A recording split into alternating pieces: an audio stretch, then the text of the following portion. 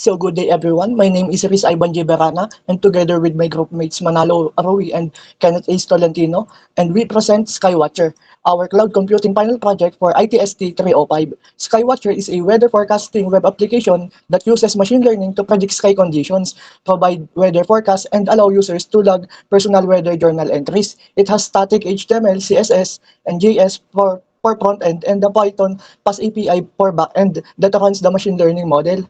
So next introduction. Skywatcher is a built specifically for amateur stargazers. It solves two real problems that stargazers face in the Philippines.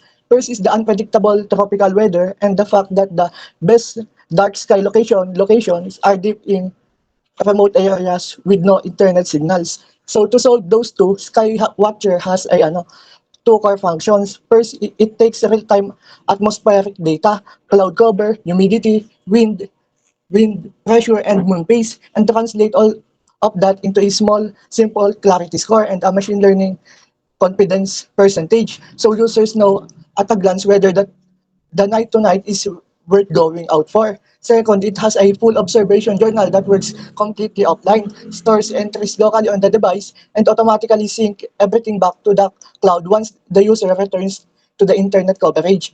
And also for this final exam, we deployed Skywatcher to Amazon Web Service EC2, demonstrating how a real-world fully functional application can be hosted and made globally accessible through cloud infrastructure. So with that, let me walk you through to the core of cloud computing concepts behind our deployment.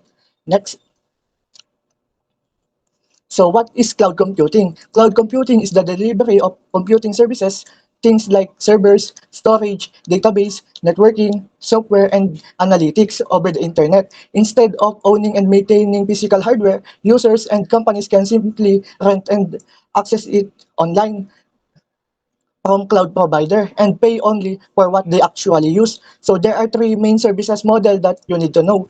First is the infrastructure as a service that gives you virtual machines and storage. AWS EC2 is a perfect example of this, which we will discuss in a moment. Next is the platform as a service, provides you with a ready-to-use platform for developing and deploying applications without managing the underlying servers.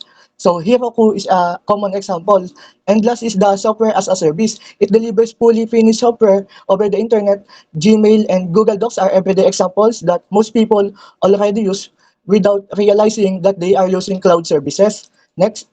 So what is AWS EC2? AWS EC2 stands for Amazon Web Services Elastic Compute Cloud. In simple terms, it is a web service that gives you resizable virtual servers called instances hosted in Amazon's data centers around the world. With EC2, you can choose your operating system. For our project, we use Ubuntu Linux. Configure the CPU and RAM, set up your storage, and control your networking and security rules. All of this is done through AWS console without touching any physical hardware. So EC2 instances are built either per hour or per second, depending on the instance type. For Skywatcher, we use T2.micro instance, which is pre-tier eligible, meaning it runs for free for 12 months for new AWS account. This made it a practical and cost-effective choice for our academic project. So next. So what are the advantages of cloud deployment? Deploying our application on the cloud offers several major advantages compared to simply running it on local machine. First is global accessibility. Anyone with an internet connection can reach our application using the server's public IP address or domain name. Next is the no physical hardware needed. We do not need to buy, maintain, or repair any services. AWS fully manage the physical infrastructure on our behalf. Next is scalability. If our application grows in users or load, we can scale the server up by adding more CPU and RAM, or scale out by spinning up additional instances. Next is cost effectiveness. We only pay for what we use. For small academic or startup project, the free tier handles the most of the needs at zero cost. Next is high availability and reliability. So AWS data centers are built with redundant power, cooling, and network connections, ensuring our app stays online far more reliably than a home server ever could. Next is backup and snapshots. We can take snapshots of our EC2 instance at any time, allowing quick and easy recovery if some things go wrong. So next. So what's the difference between local hosting and cloud hosting? The main difference between local and cloud hosting comes down to the access and infrastructure. With our local hosting, your application only runs on your own machine, meaning only people connected to the same network can access it, and the performance is entirely limited by your own hardware, power supply, and internet connection.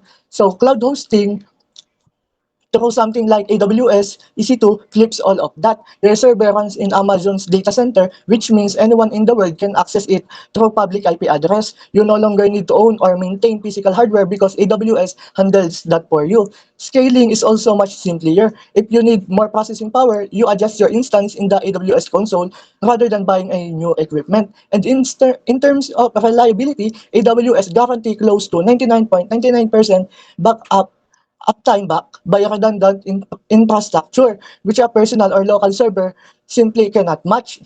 For our project specifically, if we had only run Skywatcher in our local machine, only we could use it. By deploying it to EC2, anyone in the world can open it in a browser and enter our server's public IP address and access Skywatcher right away. That is the most practical and direct benefit of choosing the cloud hosting over local hosting. So next. So, dito naman po is yung demo. So, the demonstration of EC2 deployment process. So, andito na po tayo. So, for the demonstration or EC2 deployment process and EC2 demonstration. So, first, andito po tayo sa AWS Management Console. So, dito po sa console home, yan, makikita po natin itong recently visited applications, AWS Health, and cost and usage, and many more po. Security. So, dito po, ito po yung pinaka central dashboard ni AWS. And dito po, manage natin yung mga lahat ng Amazon Web Services. So, dito pwede natin ma-access yung EC2, storage, databases, networking, security, and many more. And currently po, makikita niyo po dito sa applications is meron tayong select region. And ito po, naka-auto na to kanina. So, Southeast. So, ibig sabihin lang nito is nasa Singapore region tayo. So, ibig sabihin yung region na ng cloud natin is malapit sa Pilipinas. Ito yung pinakamalapit sa Pilipinas. So, expect natin na magbibigay siya ng lowest latency or mabilis siya. Kasi nasa Pilipinas tayo and yung Singapore is malapit lang naman sa atin. So, ayun na yung pinakamalapit na region. And, ayun lang for the AWS Management Console. Sa ano naman is, next naman is mag-create tayo ng EC2 instance creation. So first, syempre, is ano ba yung EC2 instance? So si EC2 instance, ano siya? Isa siyang virtual server. So, ang magiging purpose na dito is, siya yung mag-host kay Skywatcher or sa aming project, which is yung Skywatcher sa cloud. So, first, isi-search lang natin si EC2 sa search bar. Yan. EC2. Click natin. After nun, mapupunta tayo sa ayan, main function niya. And then, ang sunod natin gagawin is launch instance. So dito, makakapag-start ka lang ng virtual server in the cloud. So ayan, ipindutin natin. And dito is makakapag-configure na tayo ng settings ni instance. So dito is, lalagay lang natin yung pangalan. So ayan, ayan nilagay ko. Then, click natin si Ubuntu. So, ba't si Ubuntu? Kasi free tier and eligible siya. And palagi siyang nagagamit sa web servers. And yung server na to is ito na yung pinaka-latest. And hayaan na natin itong architecture. So, nakaset na yan. And then, ito din sa instance type. So, si T3 Micro. So, ayun yung nakaset dyan. So, ayun na din gagamitin natin. So, meron siyang 2 vCPU, 1 gig memory. And then, gagawa lang tayo ng key pair login. So, ayan, nakapagawa na ako. So, ginagamit siya para securely makakonect tayo sa server. And isang beses lang siya na-download. So, dapat talagang safe.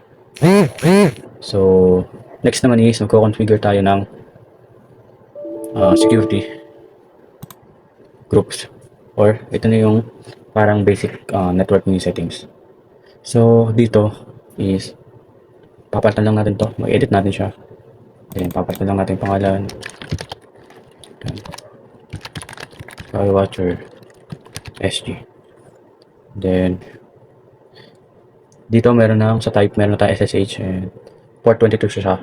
So, dito is gagawin natin is, i-restrict lang natin siya to may IP. So, ibig sabihin nun is, walang makakalagin din sa server. Kundi ako lang. And then, next is gagawa tayo ng HTTP. So, automatically, port range 80 na yan. And then, ni source type, gagawin natin siyang anywhere. So, para kung sino mang gustong mag-access sa public is ma-access nila.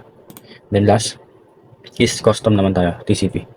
So, lalagay lang natin yung port range. So, ayun yung port range ng backend ko, which is Fast API. And gagawin natin siyang anywhere. Yan. Then, after na tatlo is set naman natin storage. So, dahil medyo malaki yung mga ano ng project, so lagyan natin 20 para safe, para more than enough siya. And after nan is ilalunch na natin siya. Yan. Yan. So, hintayin lang natin. So, after is yan, na-launch na siya. I-view naman natin siya sa instance. So, ito na siya. Yan na si instance, no? So, click lang natin siya. Yan. Then, kakopy natin yung public IPv4 address. So, ito yung pinaka IP nung server address natin sa internet. So, using this, maka-access tayo sa Skywatcher. Yan, kakopy ko lang siya. And, isi-save ko lang. So, dito naman, so, sa deployment process, i-connect lang natin siya sa server. So, kailangan muna natin mag-open ng PowerShell locally para magawa yun. Yan. So, ito yung sudo para mapag-install tayo ng dependencies. And ito din yung ginawa ko kanina para makapasok tayo sa SSH. So, sudo apt update. Then, end sudo apt upgrade y. Then, enter natin. Yan. So, hintayin lang natin siya ma-fetch and makapag-install ng dependency. So, ayun, update na yung server software packages after nan, mag-run.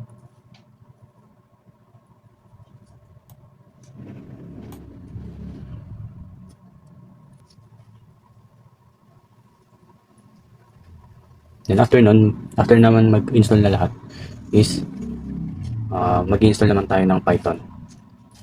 And, yung Nginx sa web server natin. Tsaka yung Git. So, ito yung kailangan ng project namin para makapag-run.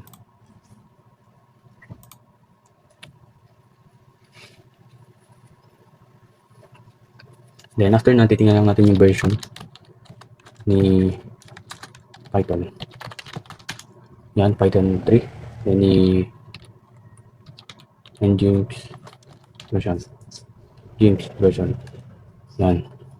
Then, after, dito natin i-clone si project. So, instead of sa local file, gagamitin ko na lang yung aking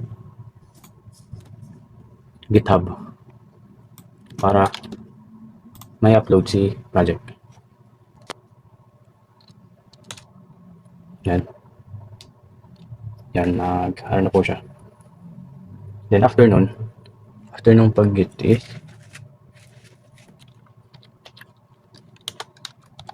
check natin kung lalabas siya.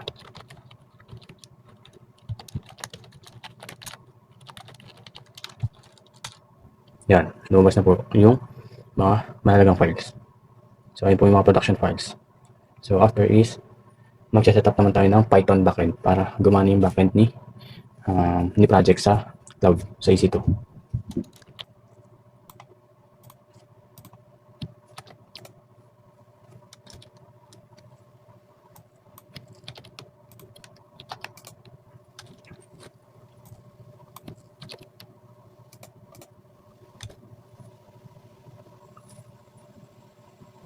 So, ayan, gumana na po yung pinaka-fast API, which is yung Ubicorn. So, siya yung nagpe-fetch. And, ayun po, para sa backend dependencies. Next naman is, mag-create tayo ng system MD service.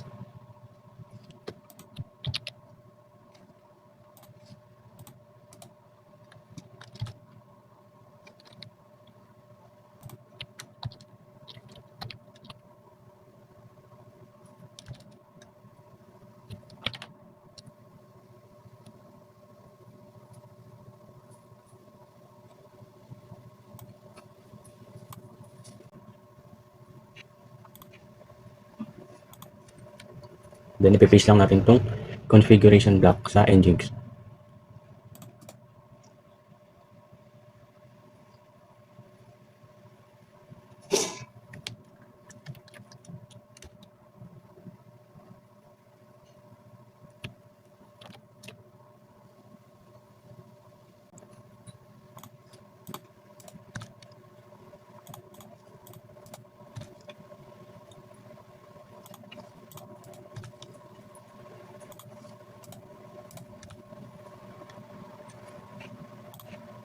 So, ngayon, tapos si Nginx is na-configure niya siya. So, ginawa natin siyang reverse proxy. So, ibig sabihin nun, isi-serve niya yung front-end files on the standard port 80 and securely forward niya yung mga incoming traffic sa API routing straight dun sa ating fast API na application sa port 8000. Then, for the next naman is, i-run natin yung application on EC2. Pero bago yan, check muna natin yung SSH.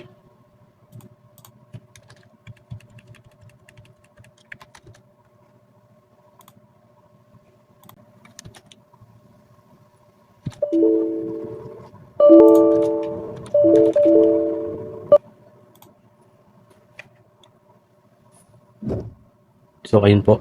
So, after checking the SSH, so, nakita po natin na yung both core services ay active siya at running. So, bago po kami tumungo sa system demonstration, so, papakita po muna namin na nag-run yung aming instance or EC2 na dineploy. So, ito po, running po siya. Ayan, ayun po yung settings niya. Yan. Then, papakita din po namin yung status niya sa PowerShell.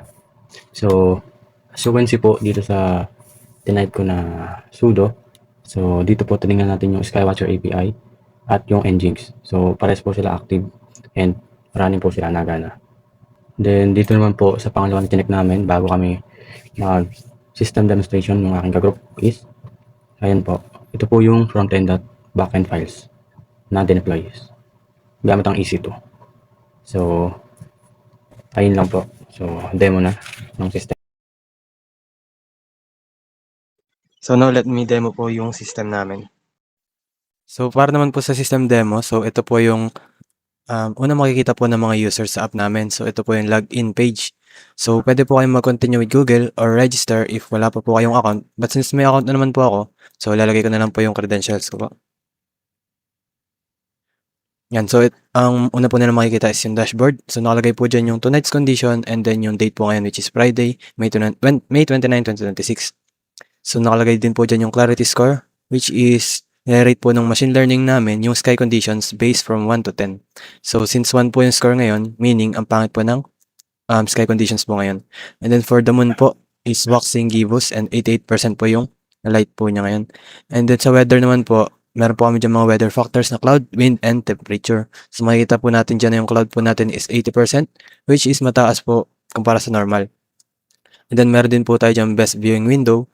So nakalagay po dyan yung pinaka-optimal na time ng pag stargazing. So nakalagay po dyan is best at 6 AM po. And then meron din po dyan recommendation na all hours is poor tonight. This is the least cloudy window. And then meron din po kami dyan current clarity confidence na 59%.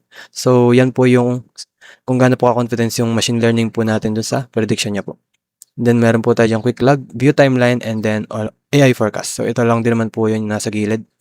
And then for citing journal, so pwede po tayo dyan mag-add ng ating documentation. So for example po is stars 1, then select type is star, and then date of serve is ngayong araw, and then time is for example is 2:59 PM. Wala.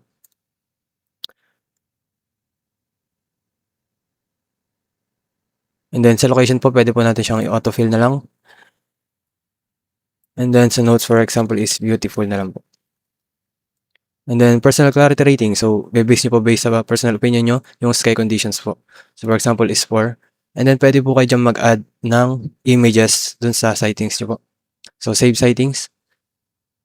Yan. So, lalabas na po dyan sa ating sighting journal. And pwede po natin siyang i-edit. So, for example, palitan po natin ang name na S. And then update sighting. Yan. Mababago na po yung name niya. And then meron din po kami diyang filters and pang-clear ng filters. And then pwede po nating i-delete yung mga settings din po natin. For example, delete. Ayan po. And then sa visibility timeline, makikita po dito yung scores po nung sky condition all throughout 6 p.m. to 6 a.m. So lahat po yan sila is 1, meaning buong gabi po is pangit po yung condition natin. So may overall score po siya na 1, which is poor. And then yung confidence po nung AI natin is 45%. And then meron po tayo dyan mga weather conditions. So makikita po natin na yung cloud cover is 87%, which is sobrang taas compared sa normal. And humidity is also 82%. So ayan po yung mga parang evidence kung bakit po masama yung score po natin ngayong gabi. Then for AI forecast, so dito man po makikita yung kung paano po i-score ng AI natin yung sky condition. So makikita po natin na nagbago po yung clarity score from 1 naging 2. So meaning real time po yung pag-predict po nung AI natin. And then meron din po ulit dyan na best window, so best at 6 a.m. po again. And then for recommendation daw po sabi is for conditions tonight, consider waiting for a clearer night. Then my current clarity confidence percentage po natin is 57%. And then for settings naman po, makikita po natin dyan yung profile nyo po, statistics, and yung notifications po, kung gusto nyo po ng notifications. And then location, data and privacy, and session. And then pwede nyo rin pong i-delete yung account nyo. And try po natin palitan ng location kung mababago rin po yung mga clarity score. So for example, Barcelona, Spain. Yan, location updated na daw po. And then tingnan po ulit natin yung visibility timeline.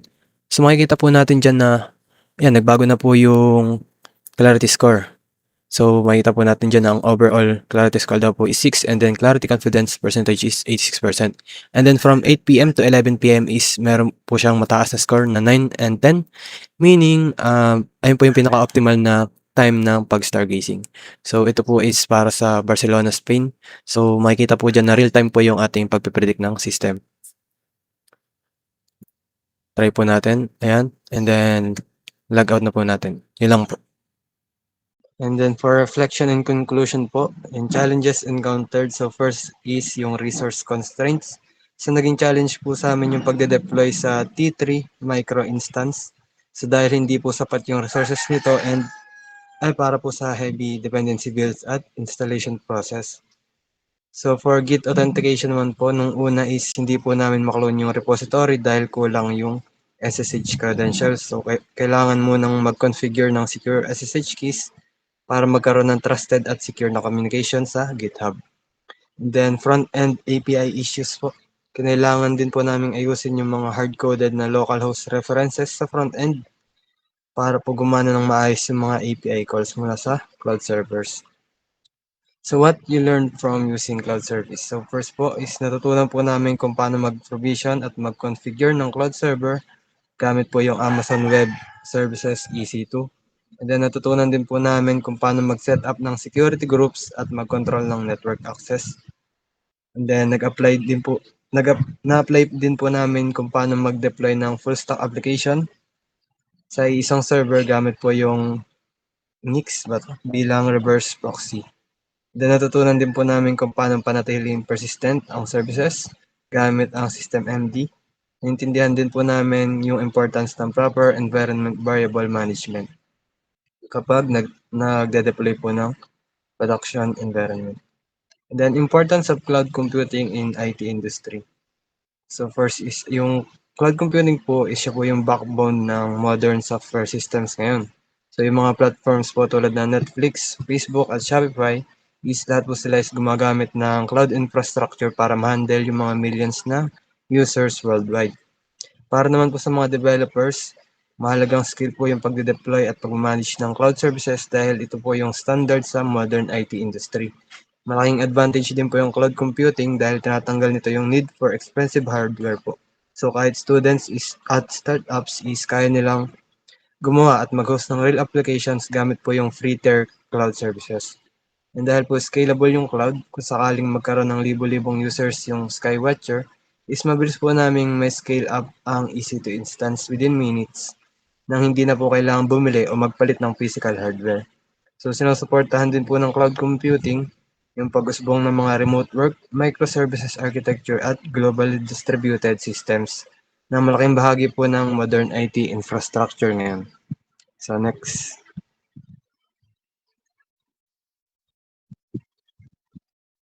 Yun lamang po. Thank you.